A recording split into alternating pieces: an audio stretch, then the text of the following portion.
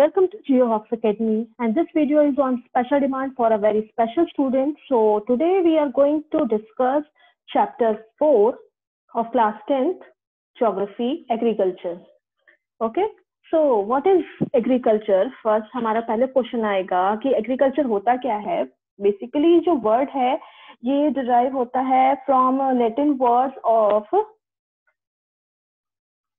Word come from Latin word, जिससे कि हमें मिला है ये दो वर्ड से. First is agri and culture. But Latin में अगर देखें तो एग्री को हम यूज वर्ड करते हैं ager, and next is cultura. Latin word में इसको इस तरह से प्रोनाउंस किया जाता है. इसके बाद एगर का मतलब होता है फील्ड, एंड कल्चर का मतलब होता है जिससे कि कोई भी चीज को ग्रो करना. ओके, किसी भी चीज को ग्रो करना या फिर कल्टीवेट करना. ओके, कल्टीवेशन जो है हमारा वो इसके अंदर में आता है. अब देखते हैं एगर एंड कल्चर से सिंपली मतलब ये समझ रहे हो कि जो हमारा ये कह सकते हो कि प्रिमिटिव इंडिया था, या कह सकते हो जो हमारा प्राचीन समय था, जिसके अंदर ये माना जाता है कि अगर इंडिया में कल्चर शुरू हुआ तो ये माना जाता है कि this is the first visibility या फर्स्ट ये झलक थी इंडिया में कल्चर माने, मतलब कल्चरल सिविलाइज होने की किसी पर्सन के. ओके, मतलब क्या है, इससे माना जाता है ऐसा कि हमारा जो ह्यूमन बीइंग था वो एक मतलब अर्ली मैन जिनको बोलते हैं, आदि मानव जिनको बोल रहे हैं. हाँ, एक जो लाइफ है वो आदि मानव का जीवन जी रहा था. लेकिन जब लोगों ने किसी एक प्लेस पर कुछ सिविलाइज्ड वे में कुछ काम करना सीखा तो जो फर्स्ट वो था, ये था आपका फर्स्ट एक्टिविटी जो थी वो आपकी एग्रीकल्चर थी. ओके, मतलब बेसिकली अगर हम एक्टिविटीज की बात कर रहे हैं, मतलब हम हमारे वो एक्टिविटी जो कि हमारी इकोनॉमिक एक्टिविटी है, जो कि हमारी आर्थिक स्थिति या हमारी जो इकोनॉमिक को किसी भी एरिया को इफेक्ट करता है, तो हमारी जो एग्रीकल्चर है ये भी आपका बेसिक इकोनॉमिक एक्टिविटी हो गई. क्यों? क्योंकि इसके बेसिस पर ही हमारे घर में क्या है, फूड होता है या फूड अवेलेबल होता है. तो बेसिकली अगर हम इकोनॉमिक एक्टिविटी की बात कर रहे हैं तो we have in all total 5 types of activity. Okay, first is your primary activity, second is your secondary, third tertiary, quaternary and quinary activities. We have 5 types of activities. So इसमें जो आपका agriculture है is your first type of activity, which is your primary activity. Okay, आपकी जो agriculture है वो आपका primary activity है. और बेसिकली ये आपके दो वर्ड से मिलकर बना है, फील्ड एंड ग्रो. मतलब क्या है, किसी भी एरिया में किसी भी चीज को कल्टीवेट करना. तो बेसिकली इसको क्योंकि मैंने बोला कि it's a culture, and when people become civilized, जब कोई पर्सन जब लोग जो है वो सिविलाइज्ड होना शुरू किए, तब उन्होंने इस तरह से चीजें करना शुरू किया, एक सिस्टमैटिक मैनर से उन्होंने काम करना शुरू किया. तो बेसिकली अगर हम एग्रीकल्चर को डिफाइन करें तो इसका सिंपल डेफिनेशन हो सकता है, the agriculture is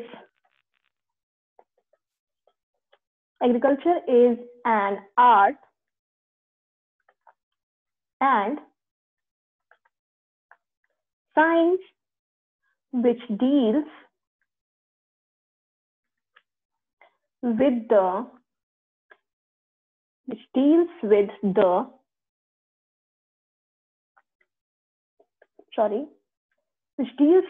cultivation of crops and domestication of animals. मतलब ये फर्स्ट ऐसा मेथड था जिसके थ्रू इन लोगों ने एक आर्ट सीखा, साइंस मतलब एक विज्ञान की तरफ लोग बढ़े. अब उस आर्ट एंड साइंस का सिंपल मतलब यह है कि doing something in a systematic way. Okay, systematic way में करना, which deals with the cultivation of crops, जिसमें कि क्या है, फसलों को उगाया जाता है, एंड डोमेस्टिकेशन ऑफ एनिमल्स, मतलब क्या जो एनिमल्स है उनको पाला जाता है. तो जब ये चीज शुरू हुई तो बेसिकली हम मानते हैं कि जो हमारी जो फर्स्ट सिविलाइजेशन, जैसे कि हमारी इंडिया की फर्स्ट सिविलाइजेशन माना जाता है हड़प्पा सिविलाइजेशन, तो हड़प्पा सिविलाइजेशन में भी इस तरह से चीजें हमने देखी कि वहां पर कल्टीवेशन होता था, डोमेस्टिकेशन होता था एनिमल्स का. तो that is the agriculture. Okay, now आपको पता है कि एग्रीकल्चर के अलावा भी हमारी जो एग्रीकल्चर सेक्टर है उसमें कुछ और कंपोनेंट्स हैं.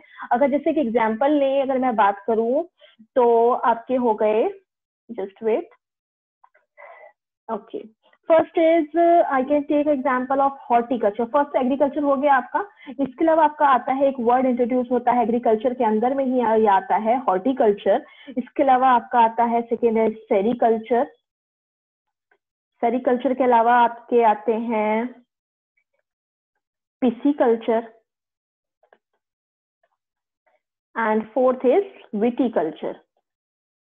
Okay, so what is horticulture? Horticulture is the art of growing vegetables, flowers and fruits. Okay, जब हम vegetables, plants and fruits grow करते हैं तो that is known as your horticulture, और जब हम crops grow कर रहे हैं that is known as your agriculture. And next sericulture की बात कर रहे हैं, the art of प्रोड्यूसिंग और rearing of a silk worm. हम जब सिल्क जो प्रोड्यूस करते हैं, आप सिल्क के कपड़े आपने सुने होंगे, तो सेरिकल्चर जो है उसके थ्रू ही ये सिल्क जो है प्रोड्यूस किया जाता है। इसके अलावा पिसिकल्चर, जब हम आर्ट ऑफ ब्रीडिंग फिश, मतलब फिश को ब्रीड करना, अगर हम जैसे आपको पता है कई लोग मतलब हमारा जो मतलब फिशेस जो है वो एज अ फूड यूज किया जाता है, that is your pisciculture. And viticulture में आता है आपका basically art of growing the cultivation of crop grapes. मतलब विटिकल्चर का सिंपली मतलब क्या है, directly the related to grapes. जब हम ग्रेप्स का कल्टीवेट करते हैं that is known as your viticulture. So that is the components of agriculture sector sorry. अब आते हैं, बात करते हैं कि इंडिया के लेवल की बात करते हैं, या इंडिया लेवल अगर देखें तो इंडिया बेसिकली आपका क्या है, एग्रीकल्चर कंट्री मानी जाती है फ्रॉम मतलब बिगनिंग से अगर बोला जाए तो इंडिया जो है एग्रीकल्चर कंट्री आपकी मानी जाती है।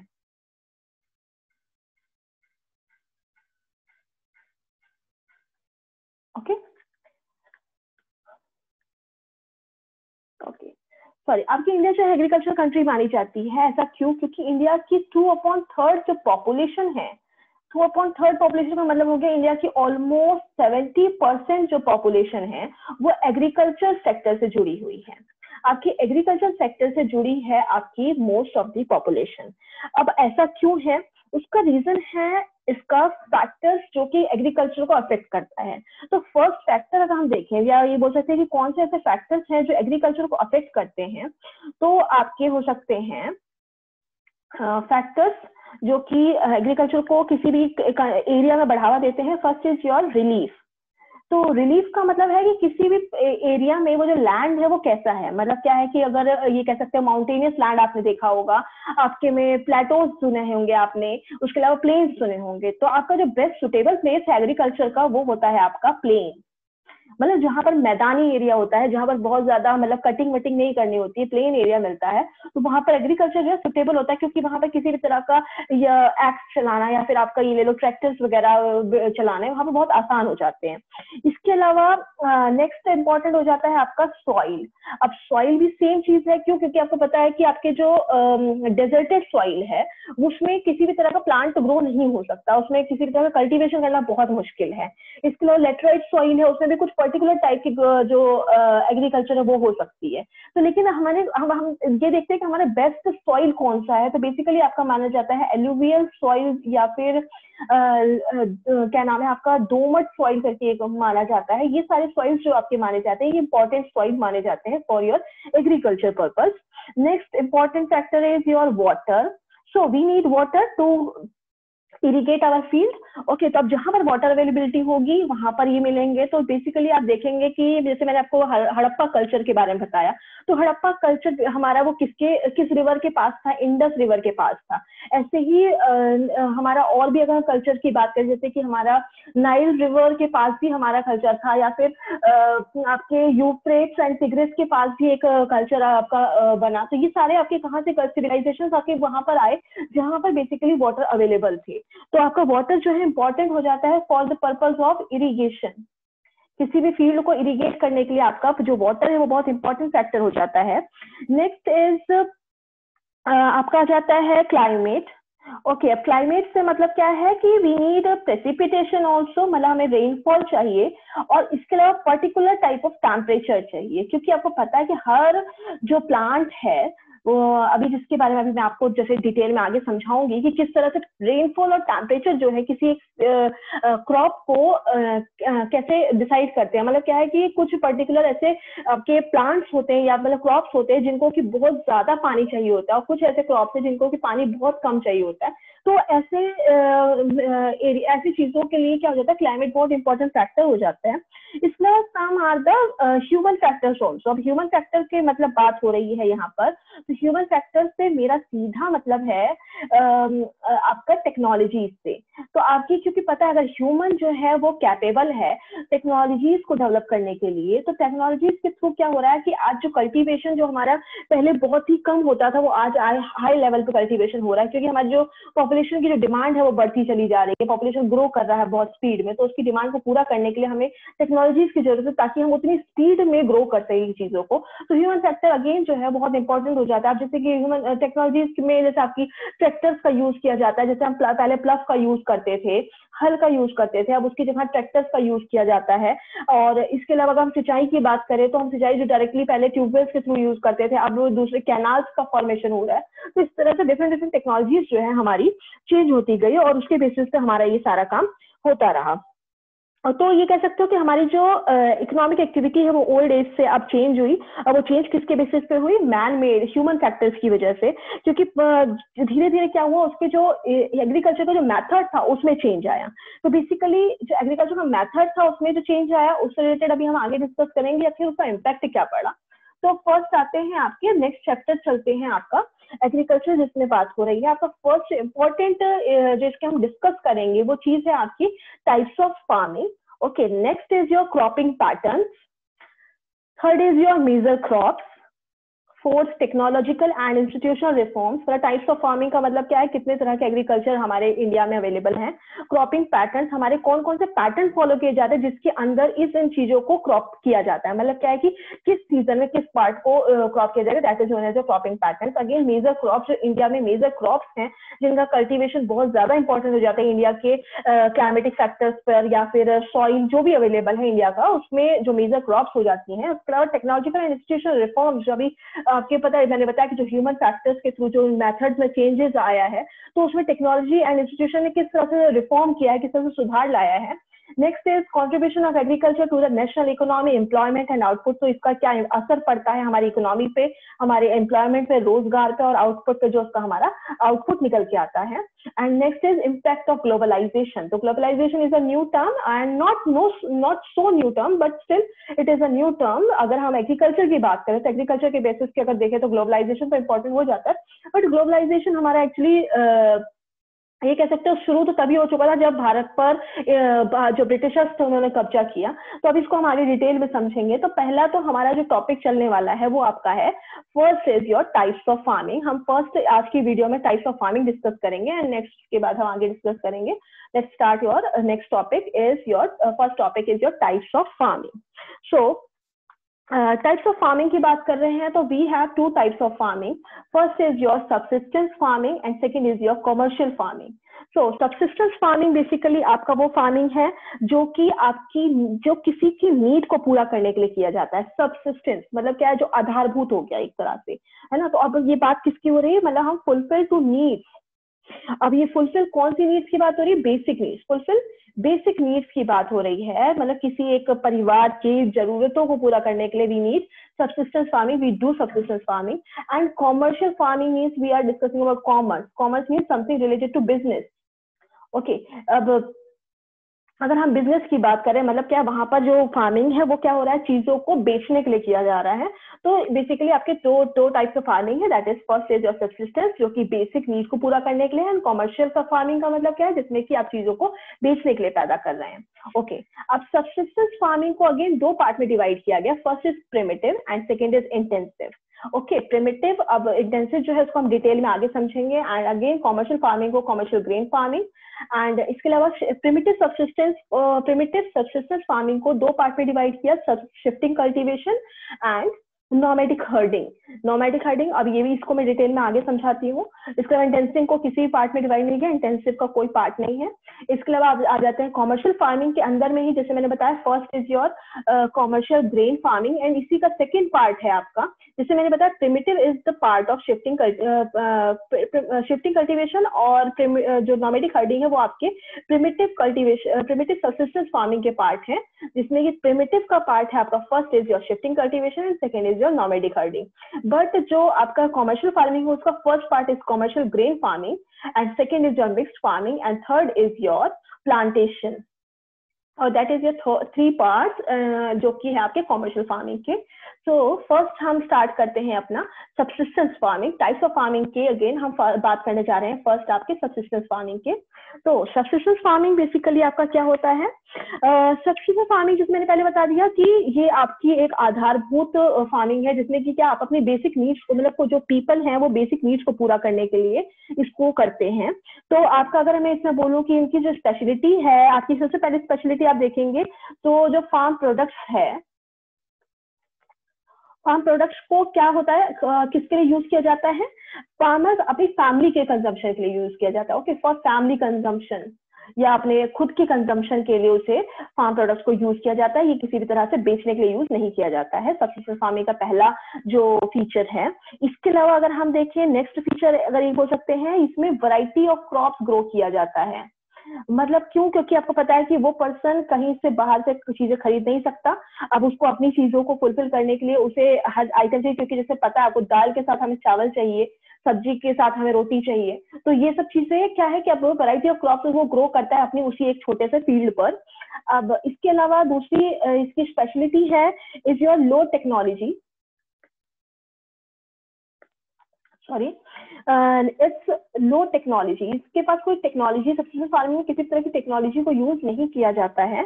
एंड नेक्स्ट इम्पॉर्टेंट इसका फीचर है आपका प्रोडक्शन जो होता है वो लो होता है कंपैरेटिवली कॉमर्शियल फार्मिंग के। ओके, तो production is very low.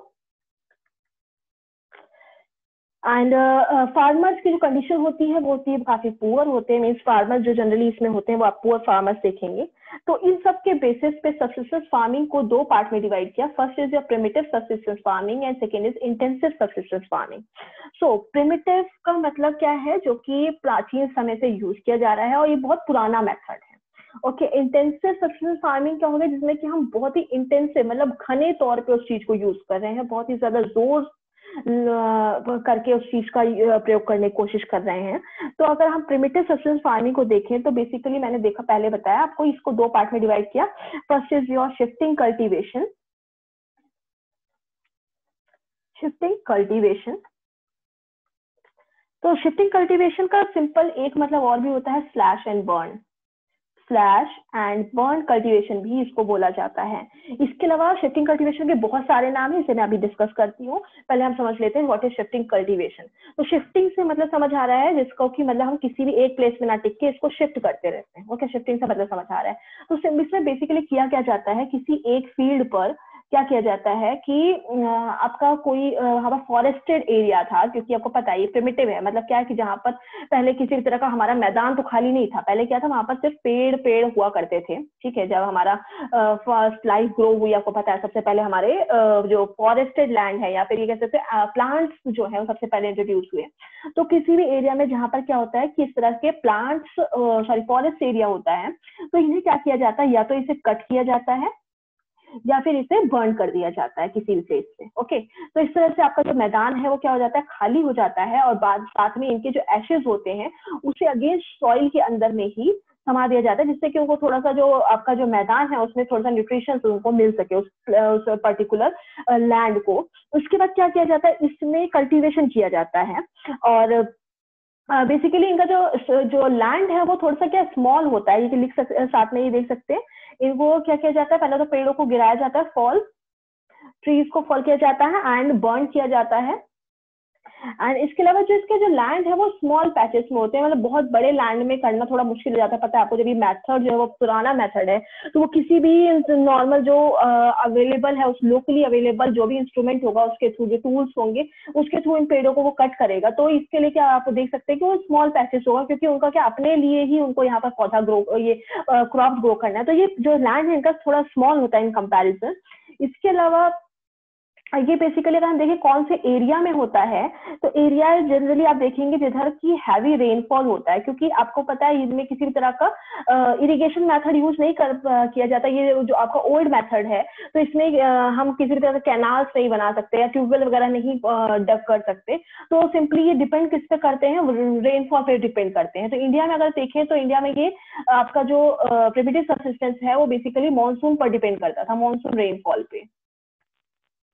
Okay, so heavy rainfall इसके लिए इंपॉर्टेंट हो जाता है। इसके अलावा ये कहाँ पर होता है सबसे ज्यादा, जहाँ थिक फॉरेस्ट एरिया होता है वहां पर सबसे ज्यादा इसे किया जाता है। ओके, नेक्स्ट इज, अगर हम देखें इनका मेन क्रॉप्स कौन कौन से हैं, तो मेन क्रॉप्स हैं इनके, आपके देखेंगे पोटैटोज ग्रो करते हैं, ये पोटैटोज ग्रो करते हैं, मेज ग्रो करते हैं। तो इनको मतलब क्या है कि हैवी प्रोडक्ट प्रोवाइड करा सके। इसके अलावा पल्सेस भी आप देखेंगे, and yam and cassava. Okay, ये सारे आपके इनके जो मेन क्रॉप्स हैं वो हैं। और बेसिकली ये जो करने वाले लोग होते हैं वो ज्यादातर ट्राइबल पीपल होते हैं। मतलब क्या है, इंडिया में आप तो इस मेथड को आज भी देखेंगे, तो ये आप मेथड करते उन लोगों को देखिए जो ट्राइबल पीपल होते हैं, जिनका कोई एक प्लेस नहीं होता। वो क्या करते हैं, एक प्लेस से दूसरे प्लेस मूव करते रहते हैं, इसीलिए इनको ट्राइबल पीपल्स बोला जाता है। तो mainly done by tribal people. तो ये सारा आपका मेथड हो गया प्रिमिटिव सब्सिस्टेंस फार्मिंग में। तो अगर हम बात कर रहे हैं कि प्रिमिटिव सब्सिस्टेंस और शिफ्टिंग कल्टीवेशन को मैंने जैसे बताया कि एक तो बोला जाता है स्लैश एंड बर्न बोला जाता है। इसके अलावा इंडिया में इसे कई नामों से जाना जाता है। अगर हम देखिए इंडिया की बात कर रहे हैं तो इंडिया में देखें इसको और भी कई नामों से जाना जाता है, जैसे कि हमारा नॉर्थ ईस्टर्न कंट्रीज हो गई, जैसे कि आसाम, मेघालय, मिजोरम हो गया। इसमें नॉर्थ ईस्टर्न स्टेट्स में इसको नाम जाना जाता है झूमिंग के नाम से जाना जाता है। Okay, India north eastern states में इनको झूमिंग के नाम से जाना जाता है। इसके अलावा मणिपुर में अगर देखें तो मणिपुर में इसको बोला जाता है पामलो नाम दिया जाता है। इनका कुछ अपना एक लोकल लैंग्वेज होता है जिसको इसके अपने लोकल लैंग्वेज इसको प्रोनाउंस करते हैं, तो पामलो करके इस तरह से एक नाम है। इसके अलावा बस्तर रीजन में देखें, बस्तर में है ये, इसका नाम दिया जाता है दीपा। एंड इसी तरह से और भी अगर एग्जाम्पल दें, मध्य प्रदेश में दहिया एंड बेवार, आंध्र प्रदेश में इसको बोला जाता है पेडू, एंड उड़ीसा में बोला जाता है पामा डाबी एंड कोमान और ब्रिंगा, ये उड़ीसा में बोला जाता है। ये ऑलमोस्ट 3 नाम है इसके, डिफरेंट डिफरेंट नेम से बोला जाता है। ओके, अगर हम यही सेम चीज देखें हमारा वर्ल्ड लेवल पे इसके नेम चेंजेस हैं। ओके, मतलब वर्ल्ड लेवल पे भी हम देखेंगे इस तरह की कल्टीवेशन किया जाता है। तो अगर हम देखें मेक्सिको में बेसिकली इसको बोला जाता है मिल्पा। शिफ्टिंग कल्टीवेशन को मेक्सिको में जाना जाता है मिल्पा। ये आपके क्वेश्चन जो है आपके कई बार इंपॉर्टेंट हो जाता है, स्पेशली आपके ऑब्जेक्टिव टाइप के जो क्वेश्चंस आते हैं उनके लिए बहुत ज्यादा इंपॉर्टेंट हो जाते हैं, इसलिए इसे थोड़ा सा ध्यान से पढ़ना जरूरी है। तो नेक्स्ट इज कोनुको। कोनुको जाना जाता है वेनेजुएला में, in south America, Venezuela. Okay, and इसके अलावा आप आ जाता है रोका, is in Brazil. Next is लडांग, is in Indonesia.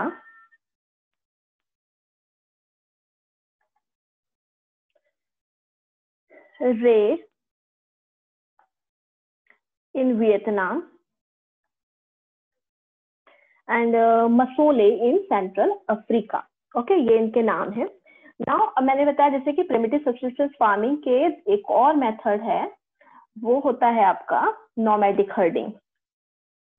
Nomadic herding, या हम बोल सकते हैं कि nomadic herding is done by nomads. Nomads कौन होते हैं? नोमैड्स भी सेम होते हैं ट्राइबल पीपल्स की तरह, जो कि किसी एक प्लेस पे नहीं टिकते हैं। वो अपना एक प्लेस से दूसरे प्लेस पे अपने एनिमल्स के साथ मूव करते रहते हैं। मतलब बेसिकली इसको नोमैडिक हर्डिंग को बोला जाता है आपका life stock farming. Life stock farming बोला जाता है, क्योंकि इसमें क्या है कि इनका जो मेन जो फार्मिंग है वो बेस करता है आपके एनिमल्स पे, जिसमें कि रियरिंग होता है, जैसे कि लाइक आपका शिप होता है, शिप का जो वूल होता है उसको निकाला जाता है, तो ये लोकल लोगों के थ्रू ही किया जाता है, क्योंकि वो उसमें ज्यादा कैपेबल होते हैं उसको अच्छी तरीके से करने के लिए। तो बेसिकली इनमें जो अगर हम ये बोले कि किन एनिमल्स को ज्यादातर यूज किया जाता है, तो वो आपका हो गया जैसे कि आपके गोट हो गया, उसके अलावा कैमल वाला भी राजस्थान का भी एरिया देख सकते हैं, इसके अलावा याक है आपकी ज्यादातर ये डेजर्टेड एरिया में, उसके अलावा शिप है। Okay, and Jammu and Kashmir के इलाके में सबसे ज्यादा आप देखेंगे, जम्मू एंड कश्मीर में इंडिया में देखेंगे, इसके अलावा राजस्थान में आप इसको सबसे ज्यादा देखेंगे। बेसिकली अगर हम देखें तो ये जैसे कि मैंने आपको बताया शिप एंड याक वाला जो एरिया में जम्मू एंड कश्मीर, इसमें क्या होता है कि समर्स में जब ठंड थोड़ी कम हो जाती है तो क्या करते हैं, ये हिल के टॉप्स पर जाकर मूव कर जाते हैं, क्योंकि इनको अपने जो जम्मू एंड कश्मीर में जो इनको क्या नाम है प्लांट्स सॉरी ग्रेजिंग के लिए जो लैंड मिलता है वो थोड़ा सा टॉप एरिया मिलता है, तो इस तरह से क्या करते हैं ये टॉप एरिया में धीरे धीरे क्या करते हैं मूव करते हैं समर्स में। जब अगेन विंटर में क्या होता है दोबारा से यहाँ बर्फ जम जाती है, तो दोबारा ये क्या करते हैं लो लैंड में आ जाते हैं और फिर यहाँ पर अपना जो ग्रेजिंग का काम होता है वो करवाते हैं अपने याक एंड शिप से या फिर अपने जो भी एनिमल्स होते हैं उनके through. Okay, so this is all about your primitive subsistence farming. If you have any doubt, you can ask in comment box. Okay, now intensive subsistence farming. So intensive मैंने पहले बता दिया कि ये आपका बहुत ही ज्यादा मतलब क्या है कि ये पर्टिकुलर उस एरिया में किया जाएगा जहां पर हाई पॉपुलेशन प्रेशर होगा। ओके, जहां पर पॉपुलेशन सबसे ज्यादा होगी ये वहां पर किया जाएगा। तो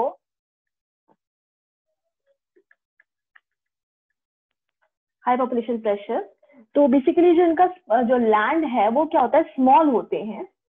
ओके, स्मॉल लैंड होंगे आपके इसमें।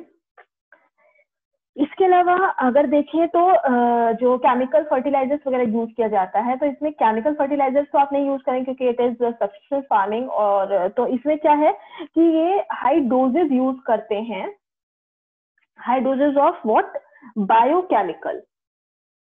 ओके, ये बहुत ज्यादा जो मतलब क्या है कि कोई आर्टिफिशियल मेथड ना यूज करके बायोकेमिकल मेथड यूज करते हैं, तो बायोकेमिकल्स एंड इरिगेशन यहाँ तक डेवलप हो जाता है। ओके, ये क्योंकि प्रिमिटिव नहीं है, so we are talking about intensive sustainable farming, तो यहाँ high doses of biochemicals and irrigation use किया जाता है। इसके अलावा इसकी सबसे बड़ी प्रॉब्लम जैसे मैंने बताया स्मॉल लैंड है। Okay, intensive sustainable farming India के आप बहुत सारे इलाकों में देखने को पाएंगे। ओके, जैसे कि हमारा अगर हम एग्जांपल लूं तो आपका जो यूपी है उसमें आप इसे आराम से देख सकते हैं। यूपी के अलावा भी आप देख सकते हैं उड़ीसा में हो गया, बिहार में हो गया, ये आपका इंटेंसिव सस्टेनेबल फार्मिंग का बेसिकली एरिया है, जिसमें कि क्या पॉपुलेशन प्रेशर बहुत ज्यादा है, और उसको फुलफिल करने के लिए क्या है कि आपके इन दो चीजों को यूज करते हैं, आपके इरिगेशन मेथड जैसे कि आपका ट्यूबवेल्स हो गया उसके थ्रू यूज करते हैं।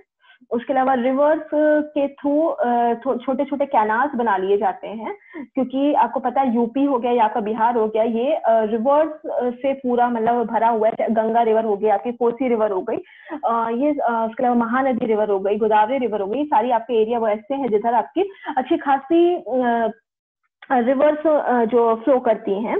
तो उसके अलावा अगर देखें तो जैसे मैंने आपको बताया इसमें सबसे बड़ी प्रॉब्लम जो है इंटेंसिव सब्सिस्टेंस में सबसे बड़ी प्रॉब्लम है in India we have a method, और ये कह सकते हो कि मेथड नहीं कह सकते हो, क्या कह सकते हैं, जैसे like there is a law.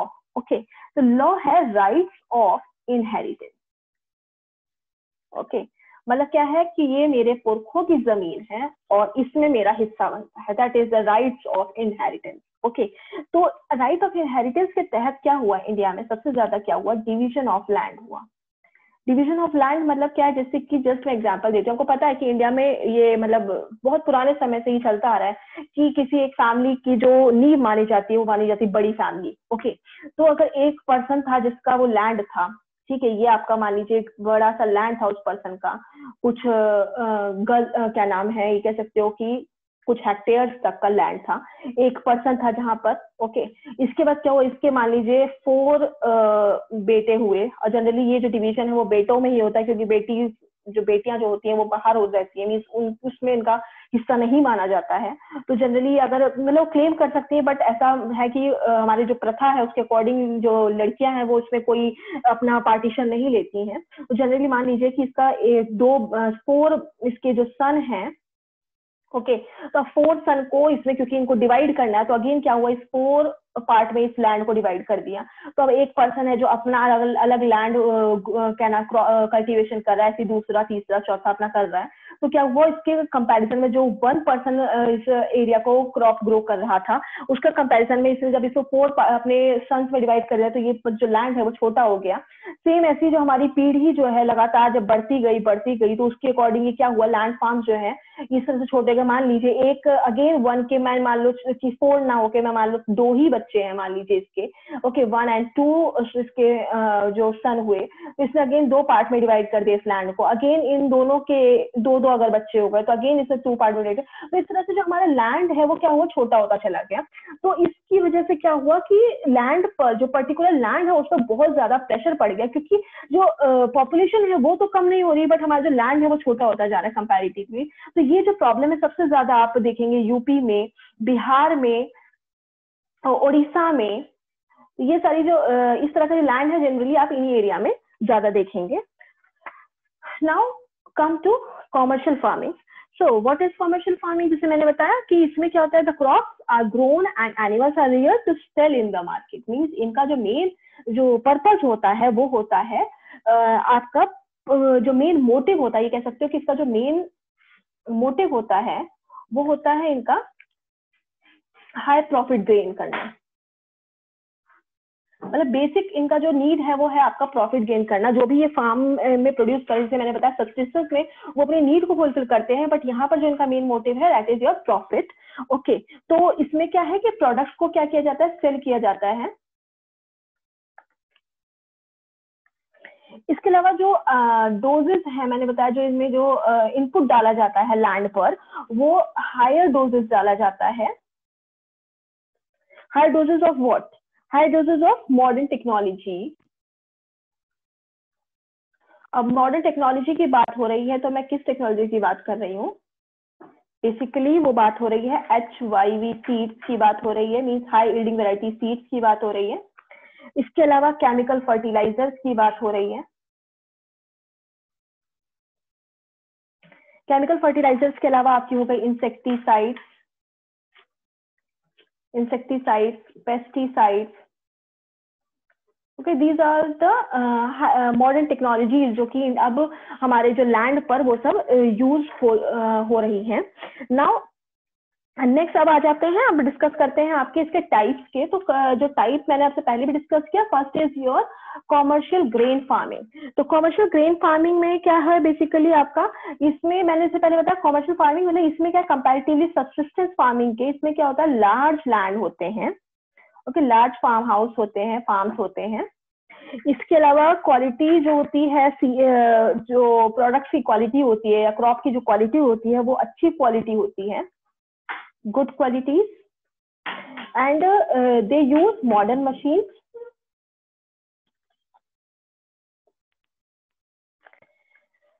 और इनका जो मेन कल्टीवेशन होता है, क्योंकि कॉमर्शियल इनका जो मेन पर्पस है वो हाई प्रॉफिट गेन करना है, तो ये वो क्या नाम है फसलें उगाते हैं जिनमें कम से कम इनपुट में मैक्सिमम आउटपुट हो। तो बेसिकली इनका आप देख सकते हैं व्हीट एंड मेज, इसके अलावा राइस, ठीक है, ये जो है आपके ऐसे क्रॉप्स हैं जो कि अच्छी खासी प्रोडक्शन देते हैं। तो बेसिकली आपको इंडिया में अगर हम देखें तो इंडिया में कॉमर्शियल ग्रेन फार्मिंग जो है सबसे ज्यादा हो रहा है आपके आज की डेट में हरियाणा एंड पंजाब में। हरियाणा एंड पंजाब में आपका व्हीट एंड राइस जो सबसे ज्यादा ग्रो कर रहा है, बट व्हीट के कंपैरिजन राइस सबसे ज्यादा है जो सबसे ज्यादा कल्टीवेट किया जाता है। इसका मेन रीजन है आपका first is your green revolution. Green revolution, I think it could be a new term for you, but green revolution जो है एक बहुत पुराना टर्म है जिससे कि नॉर्मन बॉरलॉन्ग ने कुछ सालों पहले, कुछ सालों का मतलब बहुत साल हो गए, 80s के आई थिंक टाइम पर इसने ये इंट्रोड्यूस किया था। ग्रीन रेवोल्यूशन के अंतर्गत ही आपके जो HYV सीड्स हैं इंट्रोड्यूस किए गए थे। HYV सीड्स का जो मेन खासियत ये है कि मान लीजिए कि कोई क्रॉप है, जस्ट लाइक मैं अगर राइस की बात करें, जो राइस को पूरा कल्टीवेट होने में अगर टोटल 120 डेज लग रहे हैं, तो HYV सीड्स की वजह से क्या होता है, वो जो टाइमिंग है वो 90 डेज में मिनिमाइज हो जाता है। ओके, तो मतलब इतना टाइमिंग कम हो गया, तो क्या हुआ, क्योंकि मैंने बताया आपको जो पॉपुलेशन है वो बहुत स्पीड में ग्रो कर रही है, तो उसकी पॉपुलेशन की जो डिमांड है उसको फुलफिल करने के लिए we need to grow up our production also. तो फिर ये हो गया हमारा HIV सीड्स का यूज होके हमारा इसके क्या नाम है, हरियाणा पंजाब में राइस ग्रो किया जा रहा है। इसके अलावा एक और रीजन है, वो है आपके कैनाल। ओके, राजस्थान कैनाल जो कि भाखड़ा एंड नांगल डैम के थ्रू राजस्थान कैनाल जो बिल्ड किया गया, उससे भी यहाँ पर बहुत फायदा हो रहा है। तो ये सारी चीजें हैं जिसके थ्रू आपका जो कमर्शियल ग्रेन फार्मिंग है वो इंडिया में डेवलप हुआ। इसके अलावा मिक्स फार्मिंग भी है, जो कि आपकी बुक में तो नहीं है, बट ये कमर्शियल फार्मिंग का पार्ट है, तो मुझे लगा कि मुझे इसे आपको बता देना चाहिए। तो मिक्स्ड फार्मिंग बेसिकली आपका वो पार्ट है जिसमें कि लाइफ स्टॉक के साथ, मतलब लाइफ स्टॉक का मतलब जिसमें कि एनिमल्स तो रियर किए ही जाते हैं, साथ में आपका फार्मिंग भी किया जाता है। ओके, मतलब मिक्स्ड का मतलब ही समझ रहे हैं आप, जिसमें कि आपके मिक्स फार्म किए जा रहे हैं, जिसमें कि फार्मिंग के इसका फूड का भी हो सकता है, साथ में फॉडर का भी हो सकता है। जैसे कि अगर मैं एग्जांपल दूं, तो आपको पता है राइस में आपका पानी की बहुत ज्यादा जरूरत है। मीन्स राइस का मतलब जस्ट लाइक ये फील्ड है और ये आपके उसके प्लांट्स हैं, तो राइस में इस प्लांट्स के साथ साथ क्या है कि पानी का जो लेवल है वो इतना भरा होना चाहिए, मतलब लैंड इतना भरा होना चाहिए। तब इस लैंड में जो पानी भरा है उस पानी को यूज करने के लिए क्या किया जाता है, यहाँ पर फिशिंग भी कर दी जाती है, मतलब फिश की ब्रीड्स भी डाल दिया जाता है, that is known as pisciculture. तो पिसिकल्चर भी यहाँ पर साथ साथ में किया जाता है, that is known as mix farming. के और भी बहुत सारे एग्जांपल्स हैं इस तरह से जिसमें कि मिक्स फार्मिंग किया जा रहा है। तो यहाँ पर क्या है कि जो both activity in same field किया जाता है। तो इसके अलावा आ जाते हैं आपके प्लांटेशन फार्मिंग पे। तो प्लांटेशन फार्मिंग बेसिकली इंट्रोड्यूस किया गया यूरोप के थ्रू। ओके, यूरोपियंस के थ्रू हमारा यूज किया गया, इंट्रोड्यूस बाय आपका sorry Europeans. Basically plantation crops कौन कौन से होते हैं? प्लांटेशन क्रॉप्स होते हैं आपके टी एंड कॉफी। इसके अलावा भी बहुत सारे हैं, लाइक बनाना हो गया आपका, ओके, एंड कॉफी हो गया, आप सॉरी कॉफी तो आई इंट्रोड्यूस ऑलरेडी, कॉटन हो गया, इसके अलावा आपका शुगर केन हो गया। ओके, ये वो सारे प्लांट्स हैं जो कि प्लांटेशन क्रॉप्स हैं जो कि इंडिया में कमर्शियल फार्मिंग के अंदर होता है। इनका मेन फायदा क्या है, इसमें भी सेम है कि एक तो लार्ज लैंड पे किया जाता है, प्लांटेशन फार्मिंग जो है वो लार्ज लैंड के अंदर किया जाता है। इसके अलावा इसमें क्या है कि इनकी जो ये कह सकते हो कि जो प्रोडक्शन है वो बहुत महंगी होती है, मतलब ये कह सकते हो कि इनका जब हम इसको प्रोडक्ट को सेल करते हैं तो हमारा जो फायदा है वो बहुत ज्यादा होता है। आप अपने आसपास भी देख सकते हैं कि जो in comparison rice and wheat मेज जो हो गया, उनके कंपैरिजन में देखेंगे टी कॉफी जो है महंगे मिलते हैं। बनाना, कॉटन जो है, कॉटन क्लोथ्स वगैरह आपने देखा होगा, तो इसका रॉ मटेरियल से लेके जो उसका पूरा प्रोडक्शन होता है, तो जब हमारे आउटपुट में पूरा आता है जो एक क्लोथ्स के रूप में हमारे सामने जब आता है, तो देखते हैं कि उसका बहुत रेट जो एक्सपेंसिव हो जाता है इन कंपैरेटिवली जो हमारे आर्टिफिशियल क्लोथ्स मेथड है या और भी जो भी है। इसके अलावा शुगर केन हो गया। तो बेसिकली ये चीजें जो है हमारे यूरोपियंस के थ्रू इंडिया में इंट्रोड्यूस की गई, that is known as your all about your commercial farming. अगर कोई डाउट है you can ask and we will come back with our next video which will discuss your types of farming. के बाद हम पढ़ेंगे cropping pattern. Okay, so thank you for today.